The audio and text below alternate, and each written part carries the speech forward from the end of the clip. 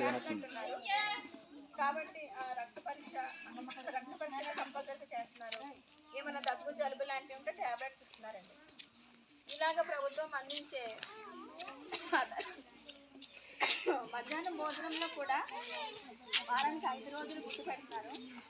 రోజు విడిచి రోజు రాగి జావా, రోజు విడిచి రోజు చికెన్ ఇస్తున్నారండి. అది గమనించాలండి. అంటే మేము ఏమి ఇస్తామో చెప్తాను. నెక్స్ట్ ఇంకోటి పిల్లలకి ఆల్రెడీ చెప్పేశాను ఏది మంచి స్పర్శ ఏది చెడ్డ స్పర్శ అనేది నేను చెప్పాను.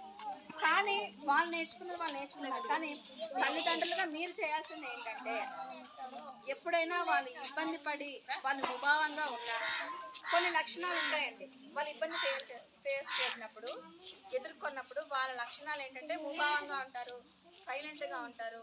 ఏ వ్యక్తి అయితే వాళ్ళని ఇబ్బంది పెట్టాడో లేకపోతే ఇబ్బంది పెట్టిందో వాళ్ళని చూస్తే భయపడి మీ వెనక దాక్కోవడమో లేకపోతే వేరే రూమ్లో వెళ్ళిపోవడమో చేస్తారు. అది గమనించండి. నెక్స్ట్ ఏంటంటే వాళ్ళు ఏమైనా చెప్పాలని అనుకున్నప్పుడు ఓపికతో వినండి.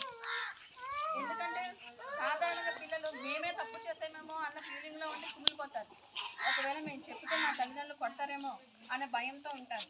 కాబట్టి అలాంటివి లేకుండా మీరు దగ్గర తీసుకొని అసలు ఏం జరిగింది, ఎందుకు ఇలా ఉన్నావు అని నెమ్మదిగా కనుక్కోగలిగితే ఆ సమస్య మీకు తెలుస్తుంది.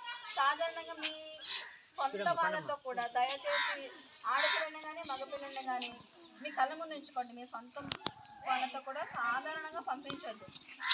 దయచేసి ఇది ఆడవాళ్ళకి కాదు మగవాళ్ళకి కూడా, మగపిల్లలకి కానీ ఆడపిల్లలు కానీ ఇద్దరికి ఇంపార్టెంట్. ఇప్పుడు జనరేషన్ మారుతుంది కాబట్టి మగవాళ్ళకి కూడా అలాగే ఉండాలి. ఆడవాళ్ళకి ఎంత ప్రమాదం ఉందో మగపిల్లలకు కూడా అంత ప్రమాదం ఉంది.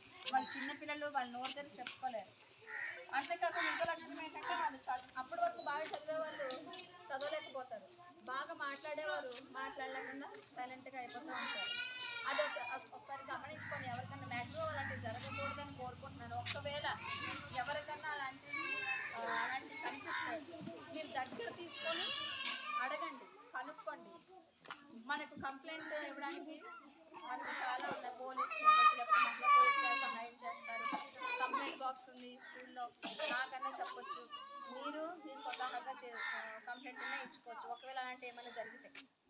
కాబట్టి అది ఒకసారి గమనించుకోండి. అంతేనండి. ఇంకా